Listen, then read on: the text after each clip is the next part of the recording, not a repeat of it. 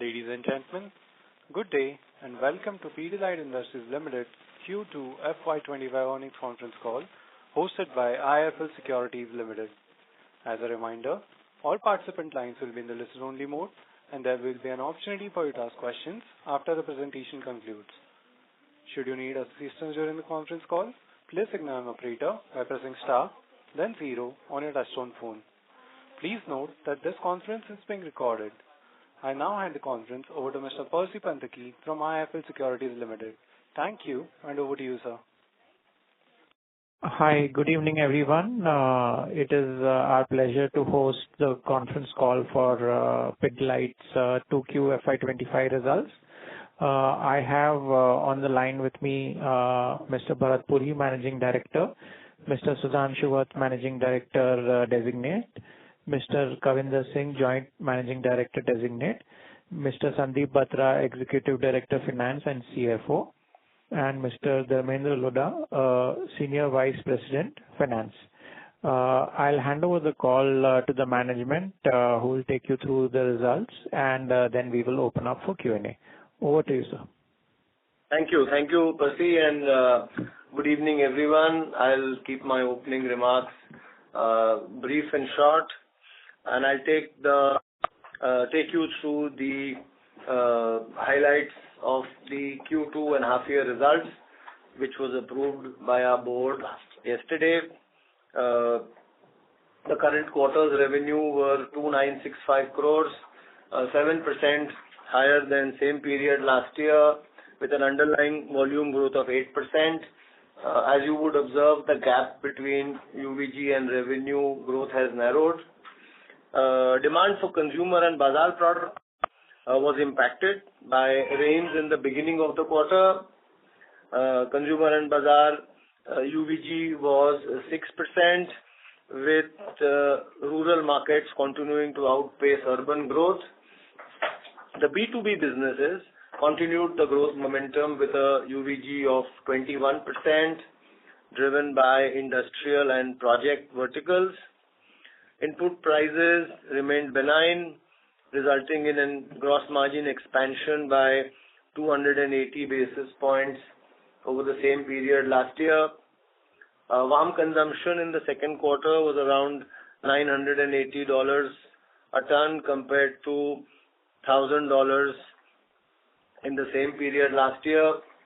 EBITDA margins for the standalone business were at 24.6%, expanded by 143 bps over the same period last year. For the first half of the current year, standalone revenues were 6,099 crores, an underlying volume growth of 9%, which was broad-based across both consumer and bazaar, with an UVG of 7% and B2B with an UVG of 19%. Gross margin in the first half also expanded by 380 basis points over same period last year, and H1 EBITDA came in at 24.6% versus 23% last year. The resultant PAT growth for the half year was 19%. Our working capital situation remained healthy, resulting in strong cash inflows, and we continue to invest in upgrading and building new facilities and our distribution network.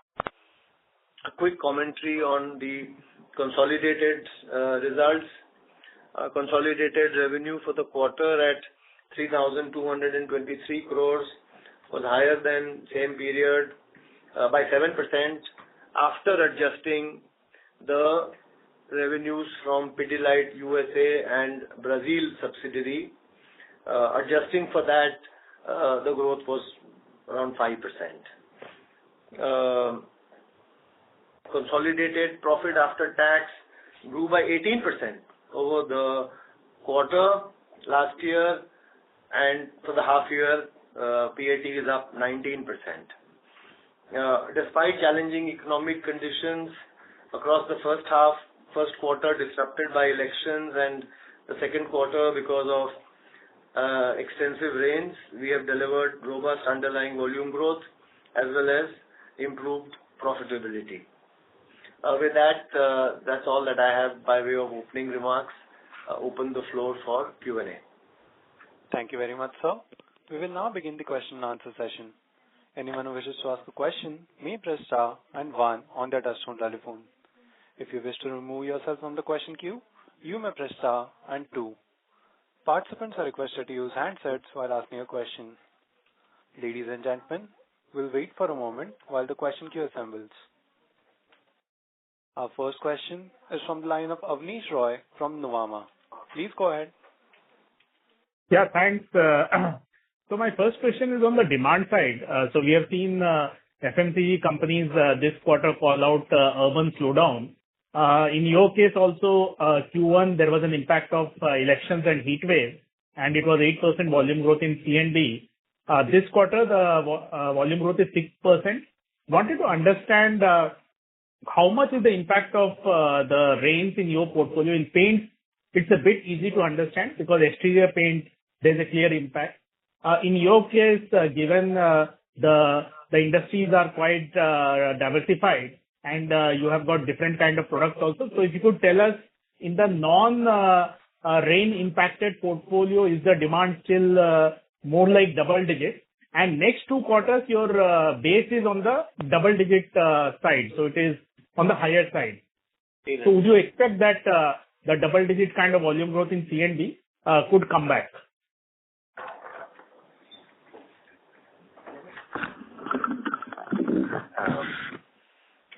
So good evening, Avnish, Sudhanshu here, and first of all, to you and to everyone on the call, happy Diwali in advance and a very happy festive season.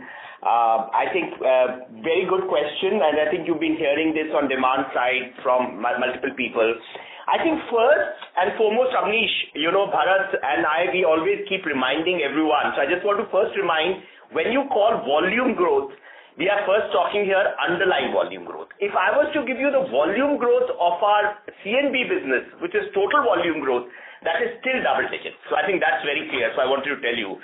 So and basically our overall is plus 15 odd kind of % number there in terms of total volume growth. But we look at underlying volume growth, which, as all of you on the call understand, is turnover growth at constant price, which takes into account both volume and mix, and therefore gives you the quality of growth. To your very specific question, Avnish, I think, see, in our case, we've got a wide portfolio, so it's a bit of a mixed bag. So I think there are certain areas which don't get impacted. You are absolutely right. And therefore, there are certain segments which have therefore delivered robust growth, because if there is some work happening which is indoor and has no implication, there'll be nothing. But at the same time, much like paints, for us also in waterproofing, in construction chemicals, it's unlikely that you will be doing waterproofing when it's raining cats and dogs. And as you know that in this quarter, there were certain states which were very adversely affected with monsoon. Gujarat is one of them, as I can tell you. So I think we've also seen this state-wise pattern as we go forward. But what I'm very happy to report for us at Pidilite is you see a healthier overall underlying volume growth and volume growth for us. I think I attribute it to the quality of our portfolio, because we built that portfolio, and also to the entire approach to execution by core, growth and pioneer. So I think we do have growth and pioneering categories where, irrespective of the overall demand scenario, I think depending on how we deliver on our execution, we tend to deliver a bit better than the others. Sure, that's useful. One follow-up question on the urban demand. So Sudhanshu, you are a veteran of FMCG, having worked in marquee companies. So would you say that the urban slowdown in general, which I think a lot of categories are facing, not just in FMCG, if you see even in cars, four-wheelers, there is a significant slowdown versus say 1 quarter, 2 quarter back. What will be your thoughts on this? Why I'm asking this is, till now, last 3-4 years, real estate homes have done really well, new homes, and you do have an indexation towards that.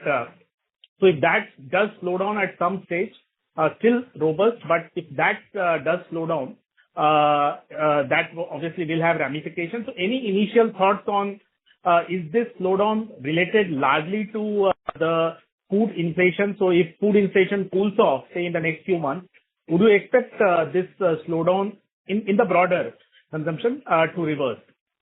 Yeah. No, Avnish, let me answer the question in three parts.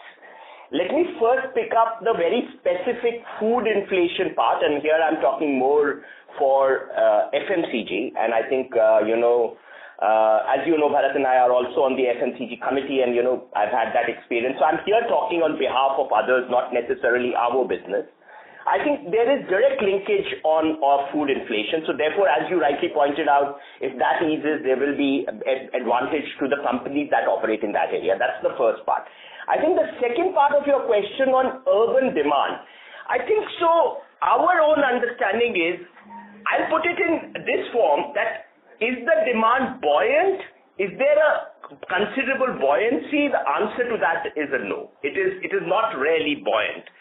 But is the urban demand, like some of the people have given the commentary, as adverse as has been said out? I think we would like to reserve our judgment on that for another 3 to 6 months. We want to see the outcome of the monsoon, which has by and large been good. So I think we will, and then perhaps the point which you made on even food inflation, if it eases a bit because of agri output on the monsoon and all that. So our own prognosis on urban demand is that, we will hold our judgment for another 3 to 6 months. On the third part, Avnish, I just want to remind you, while we get impacted and we are always happy and buoyed by new construction, the ratio of in home improvement of renovation to new construction is roughly 85% renovation and 20%, 80-20 kind of a ratio between these two.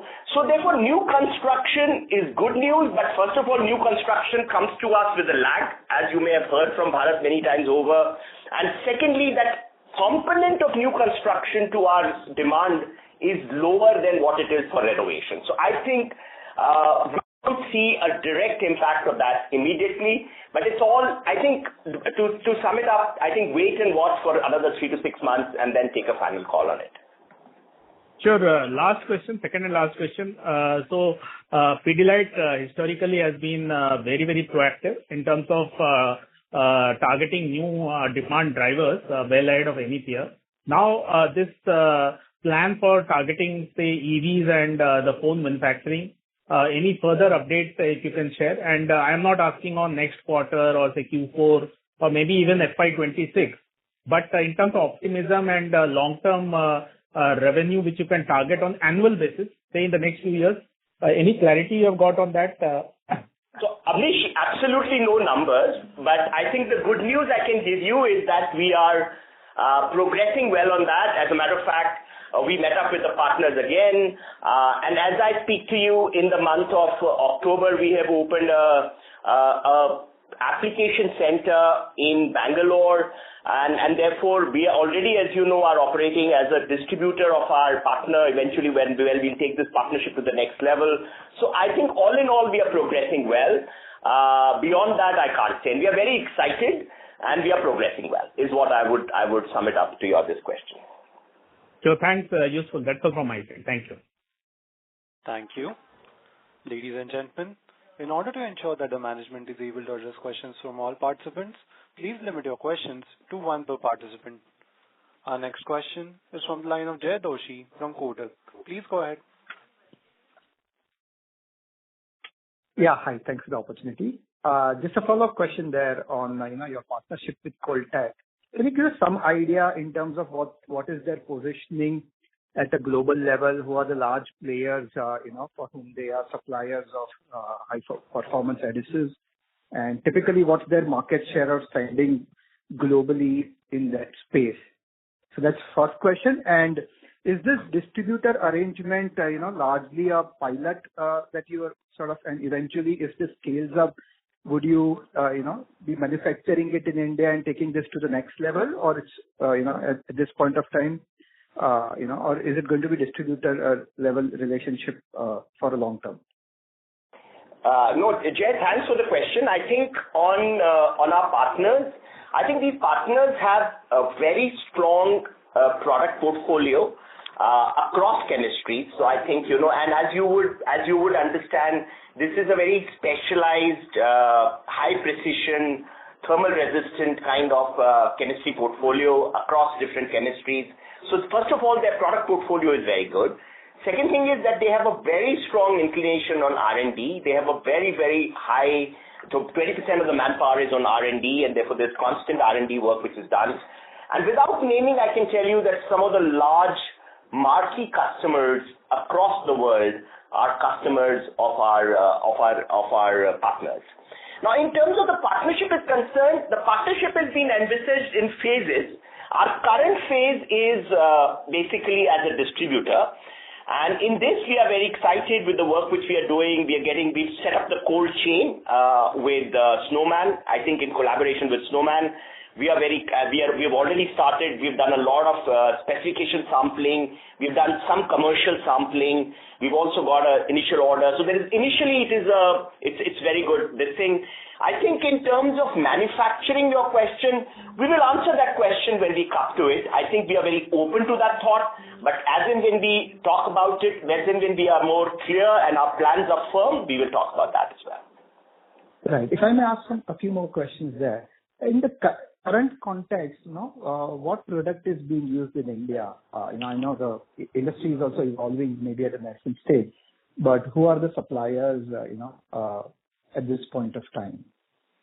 So what I suggest, Jay, is that we can take some of this offline. I'm happy, between Sandeep and I, we can talk about it in more detail. But I think the point at this moment is that there are multiple guys. As you know, this is a slightly different supply chain, as I'm sure you guys must be aware. There are contract manufacturers. Some of the biggest guys are here. Tata Electronics itself is very large in India now. They've acquired one or two of these contract manufacturers also in India. And then there are a whole host of EMS companies, as you know. So I think this supply chain, we are basically getting to understand, working with them. We have visited some of our top customers. We are working on this piece. We'll be happy to take something in more detail with you offline. Sure. I'll reach out to you separately. Second question is, look, AkzoNobel's decorative paints business is on the block, and some of the companies have publicly expressed interest. So what's your view on that? Does it interest you? Yeah, I'll take that. Good to hear from you, Jay. As far as AkzoNobel is concerned, we've also read the reports, so on and so forth, etc. Let us get all of the details, what is on the block, what is happening, so on and so forth. And at an appropriate time, we will then reply on whether it's an area of interest or not. Too early right now. It's all in the press, but they haven't still moved forward from the press into real action. Understood. Any update you want to give us on the... Mr. Jay, we request you to get back to the question queue for any follow-up questions. Ladies and gentlemen, in order to ensure that the management is able to address questions from all participants, please limit your questions to 2 per participant. Our next question is from the line of Sonali from Jefferies. Please go ahead. Good evening, Pidilite team, and wishing everyone a very happy festive season. And congratulations for a healthy UVG. So my first question is related to any updates you would like to give on the smaller business segments, that's paints and NBFCs. And secondly, just an extension to the commentary by Mr. Vats to a previous participant's query, how much of our overall sales would emanate from new construction versus renovation? And thirdly, the present cost of VAM consumption. Thank you. Thanks, Sonali. This whole set of questions, let me start first. As we've always said, for the paints initiative, we're in the southern states. We will be in a position to share updates at the end of the period, which is in around March. As of now, as I can tell you, with a company with our sales and distribution strength and clout, obviously, initially you get a good response, but I would wait and, come back to you with further plans and what our results are in March. Similarly, on the NBFC, we've just concluded stage 1 of the 2-stage pilot. Again, we will have firm results on the pilot, which is happening in Bangalore in March. So on both these areas, you will get an update from us in March. Your next question, which is on, I'm not answering in the same Order simple VAM consumption rate this time is $980 a ton. Last time was close to $1,000 a ton, so we're pretty much in the same area. As far as remember, it's very difficult for us as a company, given that we have 37 different verticals, to aggregate and say what part of our demand comes from new construction versus renovation. But I'll tell you in a very simple thing that we use, let's use a 70-30. 70 comes from repair and renovation, 30 comes from new construction. New construction tends to be therefore the multiplier. The larger part is actually repair and renovation. Have I missed any of your questions? No, sir, not at all. Thank you. That's all from my side. Always a pleasure, Sonali. Thanks so much. Thank you. Our next question is from the line of Bharat Seth from Quest Investment. Please go ahead. Hi, sir. Congratulations to the whole team for such a good number in a challenging time. I'm a little new to the company. I want to understand that in last 5-6 years, we have added under home care, added several category also, as well as within a category also we have added new products. So is it we can get some kind of, our innovation turnover index, if you can give some, and how do we see going ahead? That is the first question. See, Bharat Bhai, we are always, very broadly, the objective we set for ourselves is 2/3 of our growth should come out of growing the core and 1/3 should come out of innovation. We have largely been true to that as we go forward. We also use exactly the same parameters when we look at new categories and innovation within categories. Beyond that, if I share further detailed information, then I'll be helping my competition. But sir, would you think that going ahead, whatever product that we have introduced can, accelerate the growth, which we are saying that core is contributing around 65 or 60%. So from that perspective? See, very clearly our objective is, if we are transforming our portfolio, when we started on this journey, we were 80 core, 20 growth and pioneer. We are now 55-45. By definition, growth and pioneer grows faster than core, and therefore you are looking at heightened growth. So that is our objective. Over a period of time, we've always maintained we would like to go to healthy double-digit underlying volume growth because we believe that's the best indicator of success in an emerging market. And last question with your permission, sir. So some of the subsidiary which is we have found, from our last 3-4 years, still their EBITDA is declining. So would like to give some color on that. When do we expect that to really, start healthy EBITDA? See, the only subsidiary that has been significantly challenged over a larger period of time has been Nina Percept, because this is a contracting subsidiary which suffered during COVID, then suffered, with the lack of labor, etc. But if you notice, it is slowly coming back to profitability. Frankly, over the next 3 quarters, you will see Nina Percept also in a profitable situation. Okay. Thank you and all the best, sir. Thank you. Thank you. Our next question is from the line of Arnab Mitra from Goldman Sachs. Please go ahead. Yeah, hi. Thanks for taking my question. My question actually was again pertaining to the demand environment. So for a want of a better word, we don't seem to be very bearish on the demand conditions compared to some of the other companies I've heard. Now, if I look at the first quarter, there was this question of election impact. Second quarter, probably a bit of monsoon impact. Would you say that, if December quarter, you should see, whatever the pent-up demand or some postponement of activity kind of coming through, and would you expect December quarter to kind of be much stronger than the first half? And any major difference you see between, let's say, the retail products like Pidilite versus, let's say, woodworking adhesives, which are more used for carpentry? Is there like a difference in like small ticket versus more, larger ticket usage products in your case? So any color on both of these would be helpful. Yeah. Once again, thank you for the question. And I think the first part of the question I've partly answered, but I'll again repeat. See, where we are on one side is we are also not saying that there is considerable buoyancy in the market. But having said that, I think we performed better. We performed better on the quality of our portfolio, on the quality of perhaps the categories we operate in. So therefore, there is that, because each category is operating differently in a country like India at the moment. and also our execution on the entire front of core growth. And as Bharat was explaining in the previous question, as our growth and pioneering categories grow up, pioneering particularly is largely the execution work to be done by us. So therefore we therefore get a bit of a benefit of that compared to some of the other organizations. I think on the second part of your question on our own consumer products business, which is not classic FMCG but consumer products business, has there been some impact? The answer is yes. I think in the first half of the year, if you look at our own consumer products business, you talked about Fevikwik, but even art and stationery and some of those products, I think there has been a marginal impact. So what you are hearing from everyone, the market conditions do have a play there. So that's the point. Plus, Arnav, what we are not clear about, and that's why we are rather saying, let's see the third quarter.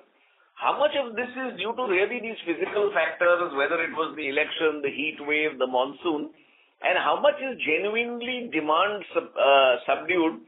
We still don't have a fix, so we're just saying wait and watch. I mean, when we look at even October, it's not a buoyant October, it's not a depressed October, it's a normal October. So we're not seeing this upsurge in festive demand, so on and so forth, etc. But we're not seeing it depressed either. Understood. That's very helpful, color, Bharat and Sudhanshu. And just one last question. You've been doing extremely well in the B2B business for the last 3 quarters in terms of volume growth. If you could just help us understand, is the underlying growth in those industries strong, or is this more penetration or market share gain because you have certain lines of business which you're focusing on more versus in the past? Yeah. No, you are absolutely right. I think our B2B business, we've been delivering consistently strong double-digit growth for, I think, past 3 or 4 quarters, if not longer, almost a year plus.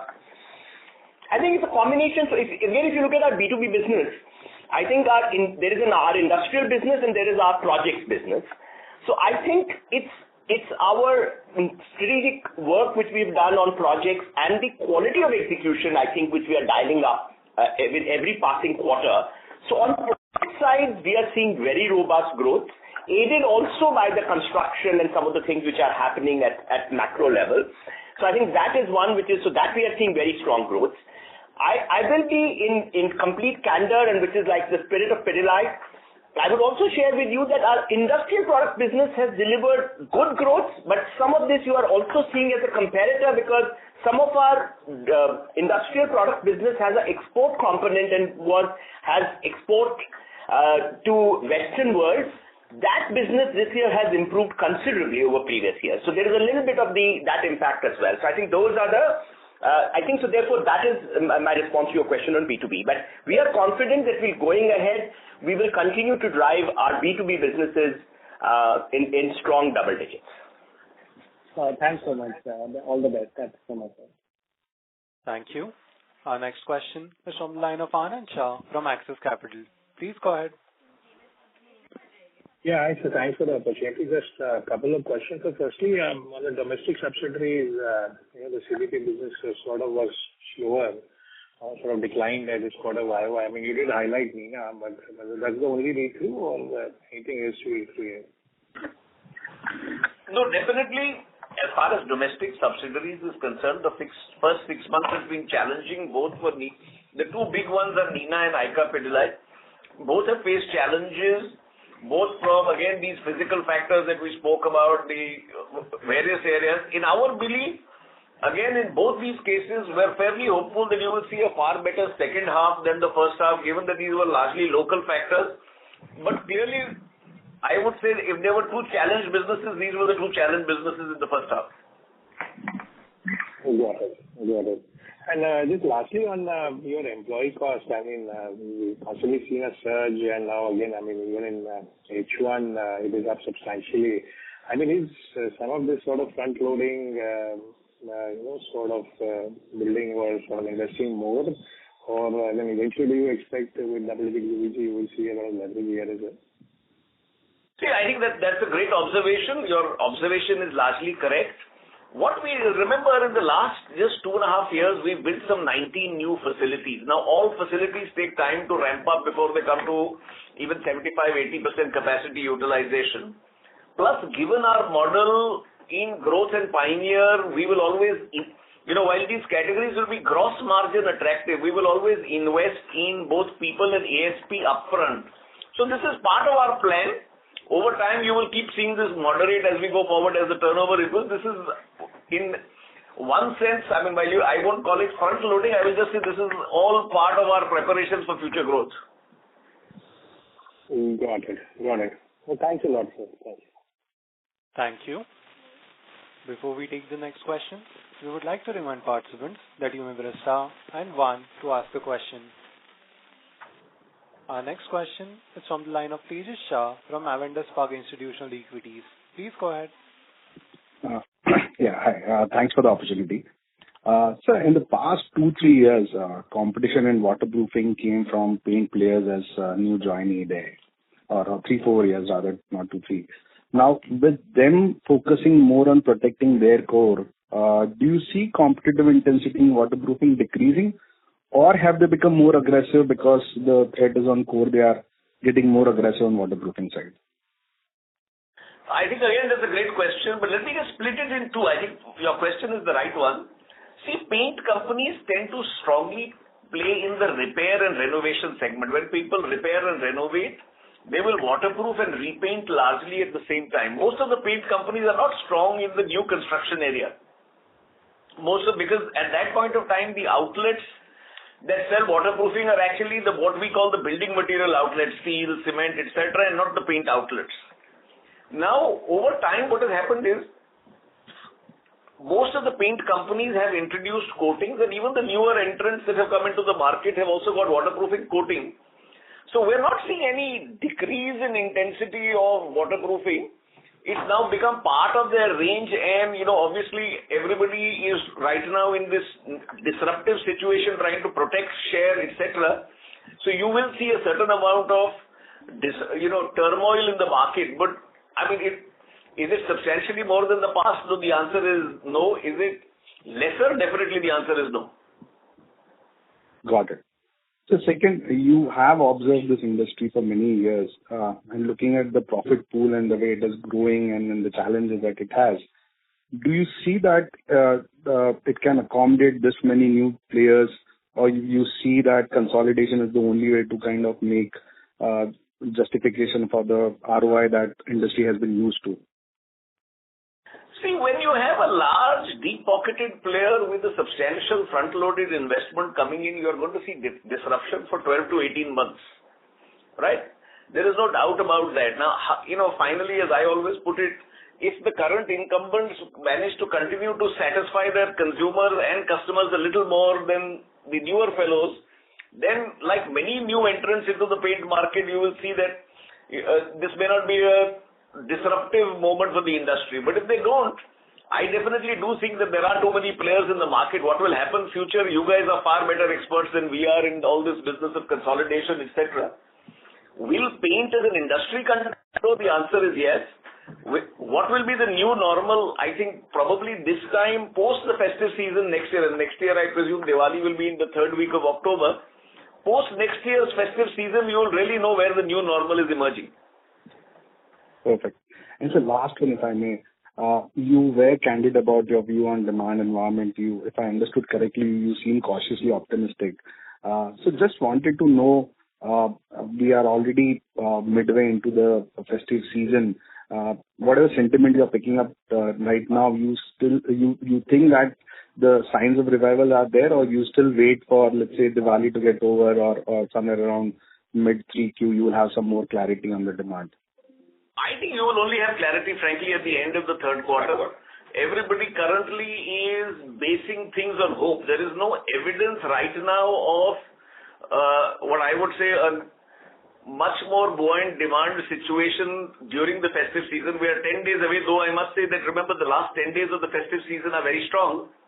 But having said that, we are not seeing any major, as if there was a lot of pending stuff that had to be completed and therefore there is a rush. It is still a normal October. It is not a buoyant October. Got it, sir. Very clear. Thanks, and happy Diwali to the team in advance. Same to you. Thank you so much. Thank you. A reminder to the participants that you may press star and 1 to ask a question. Our next question is from the line of Avi Mehta from Macquarie. Please go ahead. Hi, team. Thanks for the opportunity. Most of the questions have been answered. I just had one basic, question on the margin front. Now, you have historically indicated this 20 to 24% steady state range. With the first half EBITDA margin already ahead of that range, it's at 24.5. Would you say, and input costs are benign, would it be right to say that there's a higher possibility of us breaching that range? Obviously, things could change, but I'm just trying to understand how should we look at the margin front. That's all from my side. No, Avi, I would not say that there is a very high possibility of breaching.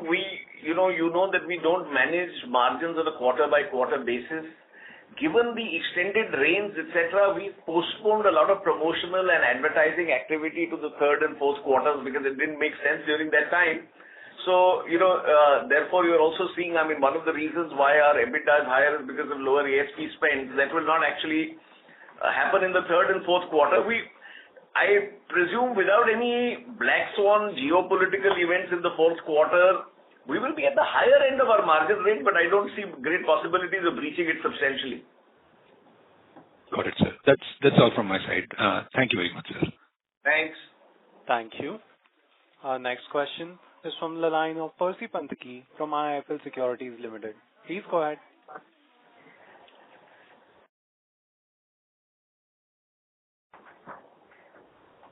Hello, Percy, sir. Am I audible? Yes, sir. Please go ahead. Yeah. Just a question on the growth.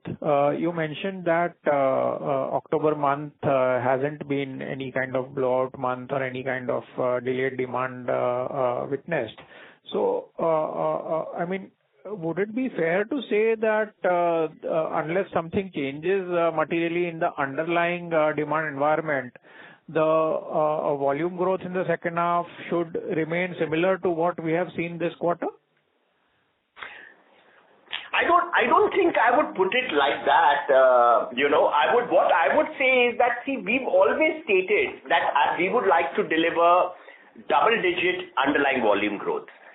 And as you know, in the first half, we have delivered just shy of that, 9%, very strong single digit.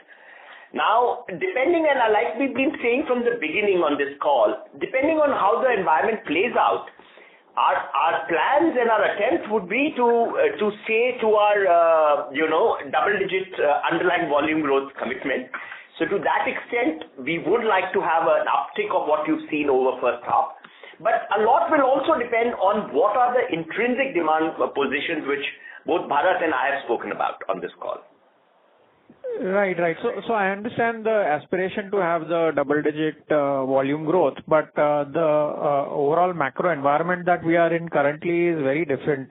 We can see, of course, not directly comparable categories, but we can see many of the consumer companies which have reported till now have reported extremely weak numbers, probably the weakest in a decade without any one-off event like a demon or a COVID or something like that.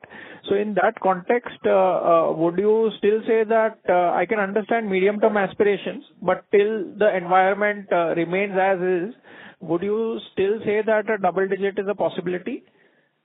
See, remember in our sector, I will take a step back. If I look at the headwinds, a lot of the headwinds of the first half, hopefully we are not going to have these extreme weather events, be it the monsoon or heat. We're obviously not going to face disruptions because of the elections, etc. We also know that and this is a statement of fact, that the whole capital expenditure of the government is weighted very substantially to the second half. There is healthy construction activity. Overall, after all the dust has settled, it's a good monsoon which should hopefully lead to an upsurge in rural incomes. Now, therefore, are we hopeful and are we planning? Yes, and it's not just aspiration. We believe that if, in these tougher times, we have delivered 9% UVG, stepping it up second half is an eminent possibility. But as I said in the answer to another question on demand, frankly, this question will be best answered in January because by then you'll know where the new normal has settled post-Diwali. Got it. Secondly, I just wanted to understand in terms of the pricing, in the second half, would it be fair to say that if commodity remains where it is today then your sales would be equal to UVG?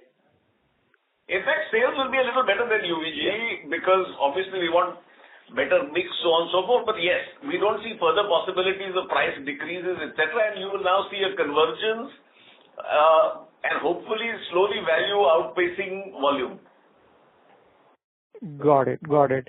And lastly, I just wanted some more details on the paint venture. It's been now quite a few quarters since you have launched. And earlier when we used to ask, you used to say just wait a couple of quarters and we will share some more information. So can you give some more color on now sort of which states are you getting a decent traction into? In those states, what kind of sort of market share roughly you have, or anything of that sort that would help us understand how successful the foray has been? See, my simple answer to you, which I answered again, I think Sonali asked the same question. The festive season in the south, etc., will be Pongal, and which is first week of or close to the 10th of Jan. Wait till therefore we go through one full cycle. And then let's come back to you. We are in no hurry. As we've said that, listen, we are not into this big bang approach. We are not setting up, factories across every nook and corner of India and then giving away product free. We believe we have a right to win in small town and rural India. We are proceeding at our pace. All I can tell you is as of now, we are happy and satisfied by what we are doing.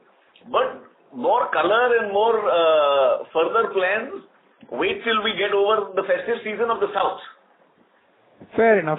But just, the reason why I asked is I just wanted to understand in the current numbers and the growth that we have, let's say 7-8% kind of growth that we have done.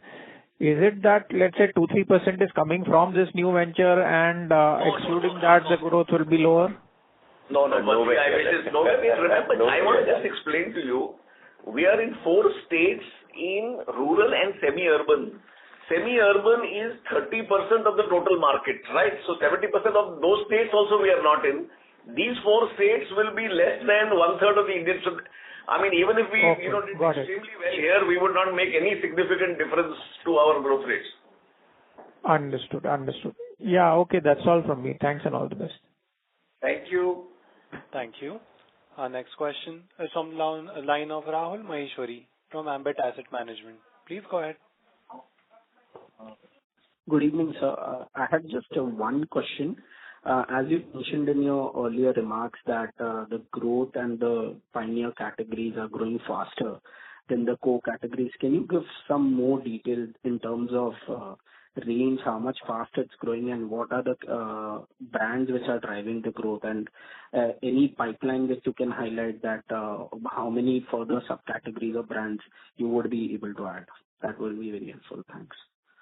See, Rahul, very simply put, we will not tell you about future pipelines, etc., because that is of more interest to my competition than to anybody else. No, in terms of numbers, I'm asking, not in terms of numbers. We are clear. We've always said that core categories should grow around GDP, and growth categories should be 2 to 4 times GDP. Pioneer categories, we don't have a target. We want them to be in 3 years, achieve a certain minimum size so they can become a growth category. As of now, therefore, if you look at our business, it is spread now 55 core, 45 growth. Largely, we are, again, plus minus 10% exactly meeting these numbers. So we are according to plan. If you look at, for example, the core categories, that would include wood adhesives like Fevicol, Fevikwik, M-Seal. If you look at the growth categories, it would include waterproofing, it would include tile adhesives, it will include the joinery segment, it will include what we call also growth geographies, which is rural India. So we've got a whole set of stuff. This is, we are one of the few companies that the question hasn't been asked. This is now the 3rd year where rural for us is growing twice urban. Everybody else has been complaining about rural and, now urban has got challenged, so people have forgotten rural, but the so-called turnaround in rural that we are still talking around is little or nil growth becoming 2 and 3%. In our case, rural has been twice urban growth. So if you don't mind, sir, what is that only you are able to grow 2x means? What are 2-3 success factors which has made Pidilite grow 2x of rural of urban. So can you comment on that? Yeah, I will definitely tell. See, first, it's just the categories that we have. It's not that we are much smarter than all our friends in the FMCG sector. Our scope for penetration, Rahul, is much, much higher. We have such a vast portfolio, and in our portfolio, making our products just available is of no use. We have to teach people how to waterproof, how to use tile adhesive, how to put wood together. So we, about 5 years back, created a new division called Emerging India, which actually aggregates all of Pidilite's products for rural and semi-urban India. We have substantially, therefore, invested behind brand building, behind education of intermediaries and the retail universe. You all know of our initiative called Pidilite Ki Duniya. We've added 1,000 Pidilite Ki Duniyas just in the first 6 months of this year. We now have 15,000 Pidilite Ki Duniyas, which are retail stores in villages with a population of 5 to 15,000. So we have consistently believed, because of the penetration data that equalize for income, we have a greater opportunity, but it will take a lot of doing to capitalize on that opportunity. I would say, and without trying to pat ourselves on the back, in the home improvement sector, we would be by far the deepest penetrated company by a long distance. Okay. So just a follow-up question. Can you give how much distribution expansion you are making, or any target in terms of percentage? Will it be in line with the sales growth, or can you give some color in terms of how the mix approach you are taking from a distribution point of view? So distribution, when we look at distribution, like Bharat was telling you, I think so he talked about Pidilite Ki Duniya, which is our both presence and demand generation. But in terms of our absolute coverage of outlets, we now cover close to about 6 lakh outlets in the country. And even in the quarter which has gone by, we've expanded by about 5%. So, we've added close to about 30,000 outlets. Much of it will be in the smaller towns and rural, but that's a continuous expansion. But for us, distribution expansion is also about improving the range of our products as we go to these outlets. And as you know, Pidilite has a very wide range, and that is another factor which we measure, KPI of range sales index, and that we keep growing as we go forward. I think we've made progress on that as well. But any run rate of growth in distribution as of the shops and etc. which you are telling, any target that you are keeping into mind from 2-3 years perspective, where you want to reach from overall distribution point of view? See, we have clear targets at each of, like, for example, at every town, from 0 to 10,000, here are so many villages, this is where we reach, and this is the range that reaches. So we have targets across all town classes, which Emerging India does. And at a broad level, as Sudhanshu says, every year, we hope to, in a numerical sense, to improve our distribution anywhere between 12 and 20%. But numerical alone is not important, because in our current distribution, there is an equal opportunity in increasing range. I'll give you a simple example. When we took over Araldite, it had very little sales in emerging and rural India. Now, Araldite, if you go to the smallest of the small towns, you will find it available. One of the reasons why we have doubled Araldite sales over 3.5 years that we've acquired is just our distribution clout. Right. No, that's very helpful, and thanks to the management and best wishes. Thank you, Rahul. Thank you. A reminder to the participants that you may press star and 1 to ask a question. Our next question is from the line of Sheila Rathi from Morgan Stanley.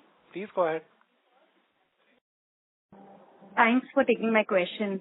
And, actually, I was very intrigued with the comment which Mr. Puri you made about, we operating in 37 verticals, and then obviously you gave the details around the categories. The question I have is, seeing the success in terms of so many categories we have done over the years, what are the key synergies you see when you think of getting into different spaces or categories, or even into adjacencies? And, what, according to you, is the biggest challenge when, we are managing so many categories? See, I think that's a great question, Sheila. Firstly, good to hear from you after long. Very simply, we have a very clear model. When we look at adjacencies between consumer, customer, which therefore is the channel, consumer, channel, and technology, we must have the right to win in at least 2 of the 3. then we consider that as an adjacency.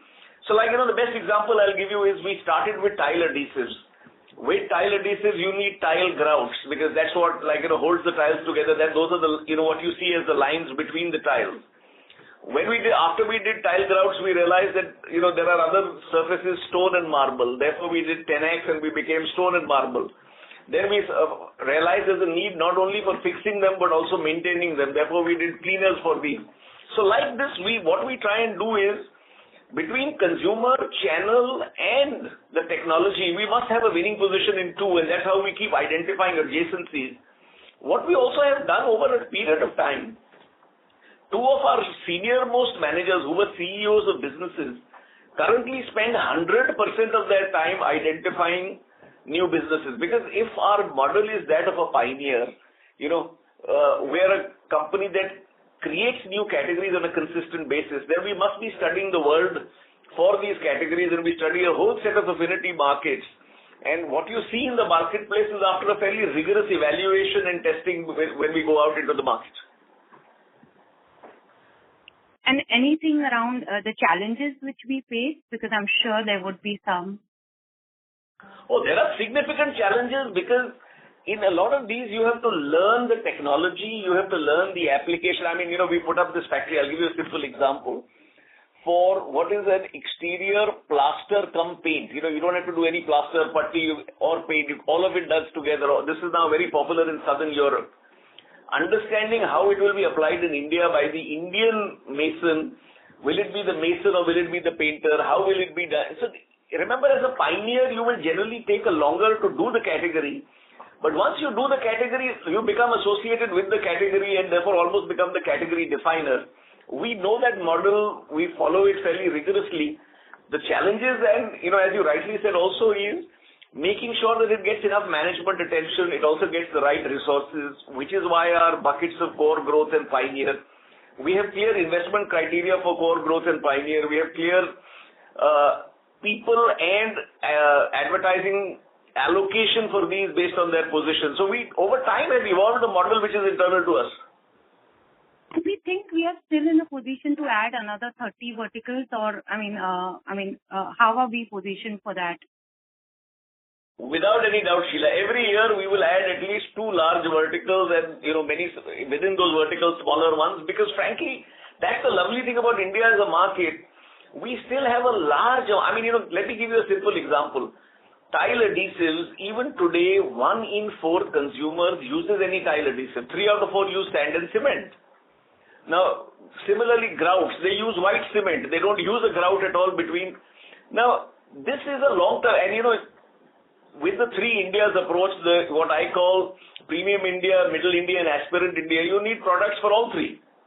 So therefore, at any point of time, we will be actually looking at a minimum, as we talk today, we will be studying at least 15 different verticals. Very interesting. Thank you very much, Mr. Puri. Thank you. Thank you. Our next question is from the line of Keyur Pandya from ICICI Prudential Life Insurance Company. Please go ahead. Hi, team. Just one question. So on the gross margin side, if we look at the VAM as a representative of raw material, from $980, probably it is still trading at lower prices. So you have always talked about, say, reinvesting for growth.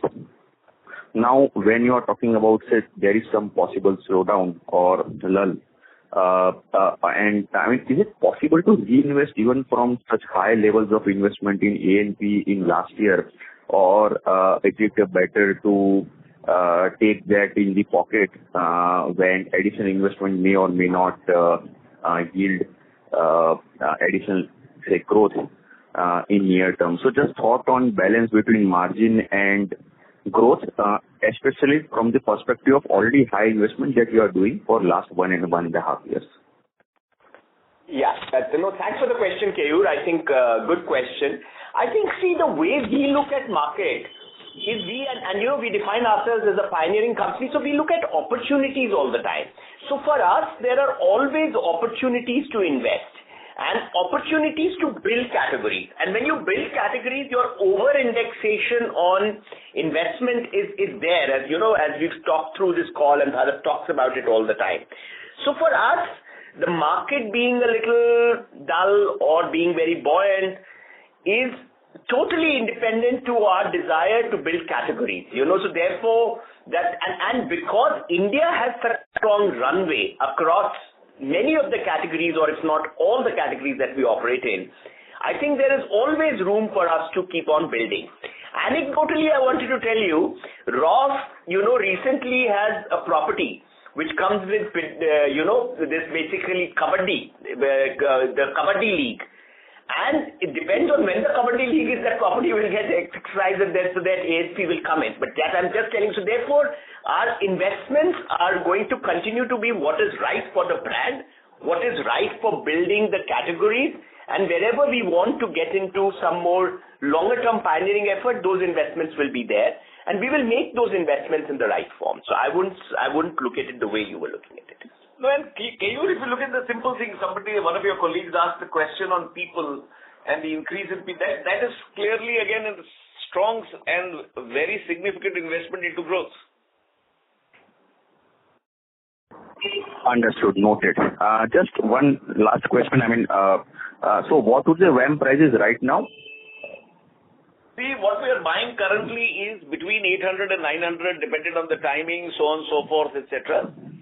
At an overall level, while VAM may have softened, there are some other prices that have gone up. So at an overall index, we are pretty much in the same range. We will be in quarter three. Quarter three will be very similar to quarter two.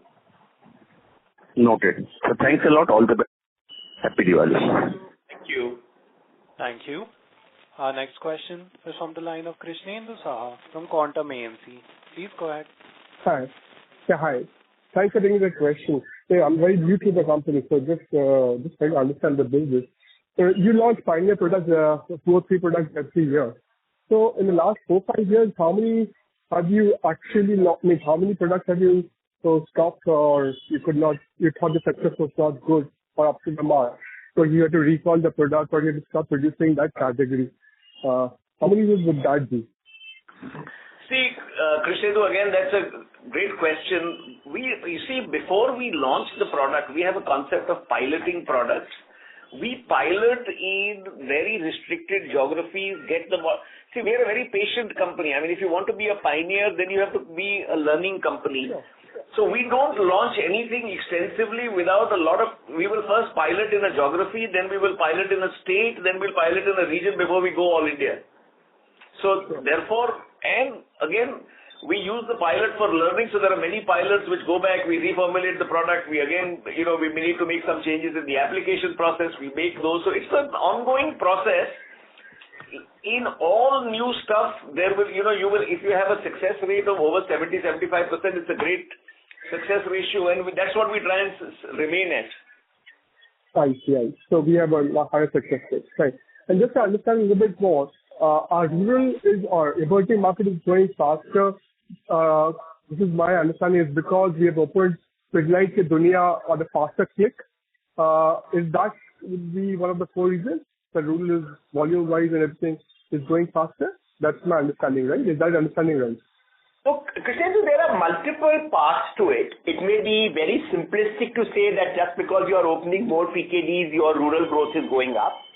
PKD is an integral and an important element of one of our things as we go deeper into rural India and smaller villages. But at the same time, as we were talking through this call multiple times, I think it's about distribution expansion, it's about range, it's about demand creation in some of these places. Because, again, let me tell you, all across India, most of our categories need a lot of work with the applicators or users to create demand. And I think that work has to continue for us to be able to deliver growth. So the good news is that these categories need to be created, the demand for that needs to be created, applicators need to be trained, and so on and so forth. So all of that, it's a summation of many of these things, and not just one single initiative. It's an important initiative. It's some kind of a surrogate or an indicator kind of an initiative as to how we do combined sales and demand planning, but that's not the only thing which sort of delivers that kind of growth. Right, and it also helps because we have a higher success rate of 80% of new pioneering products being launched. So that also compounds well. And last thing, when you open a Pidilite Ki Duniya outlet, does it carry all your products at the same outlet, or it's like it comes in stages? How do you go about that when you open up the business?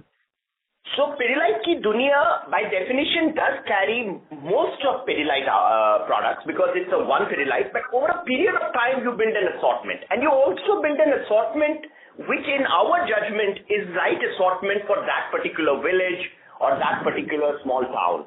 So I think, yes, by definition, do we have most of Pidilite products? Is it like a one Pidilite approach? The answer is yes. But do you carry all your products all the time to all PKDs? The answer is no. You sort of build it over a period of time, assess what is the right assortment, and then do it. Sure. Thank you. Thank you for your time. Thank you. Happy Diwali. Thank you. Same to you. Thank you. As there are no further questions from the participants, I now hand the conference over to the management. Thank you very much to everybody for their continued interest in Pidilite, and as we sign off, wish each on the call and their families very best wishes for the festive season. Thank you. On behalf of IIFL Securities Limited, that concludes this conference. Thank you for joining us, and you may now disconnect your lines.